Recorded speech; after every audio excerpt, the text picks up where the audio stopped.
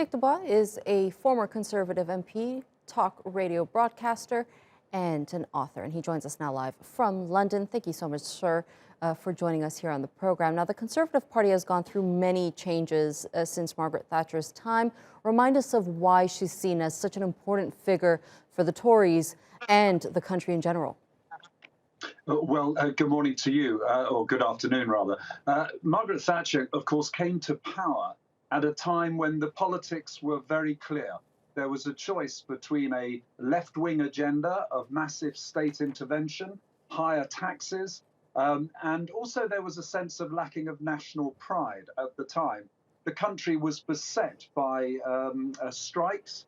We'd been suffering economically and were regarded as the sick man of Europe, as quoted by German Chancellor at the time.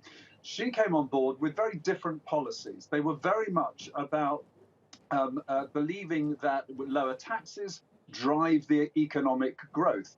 They were about restoring a sense of national pride. They were also very much about reducing the influence of the state in your daily lives and giving more responsibility to the individual. Very fundamental conservative principles that have really, until the pandemic, been very consistent in British Conservative Party politics. Of course, she was the first woman Prime Minister as well, and served, as you say, for 11 years until her own party turned on her. All right, so do you think Boris Johnson is the right representation of the Conservative Party, especially taking into consideration the Partygate scandal that has led to calls for his resignation? Well, I think we're now at the point where there's been no question trust in the Prime Minister and trust in politics has been severely broken.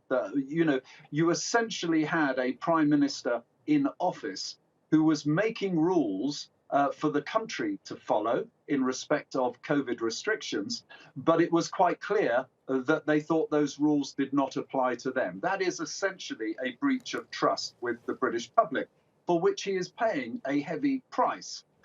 Now, as to the question of whether he should remain Conservative Party leader, that is in the hands only of his 379 Conservative MPs. That's how the rules work at this stage, unless we have a general election.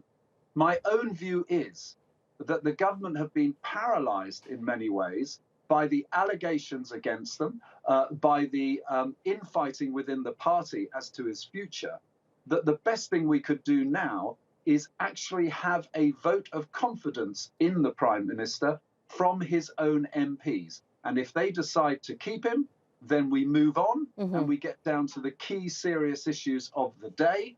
Right. And if they choose to change him, well, so be it. Although I think that is a precarious route to go down, simply because we are facing the huge challenge of Ukraine and conflict in Europe.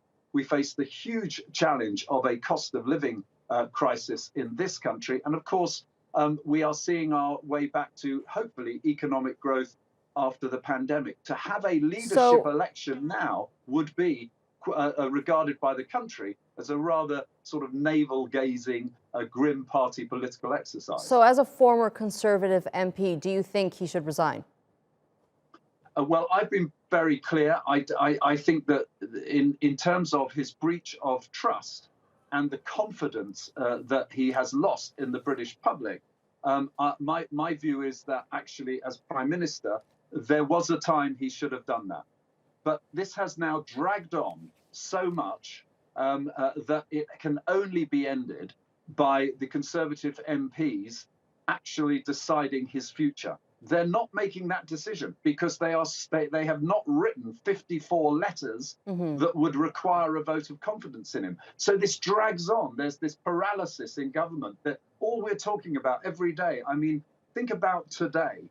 You know, we are having international meetings trying to get a diplomatic solution in Ukraine. Right. And yet the second biggest story going on in the country today is about the police investigation of 50 people in Downing Street. It is a ludicrous and frankly unacceptable situation. Okay. So my view is that the party must decide one way or the other now and settle this matter so we can return to governing the country with Boris Johnson or without Boris Johnson.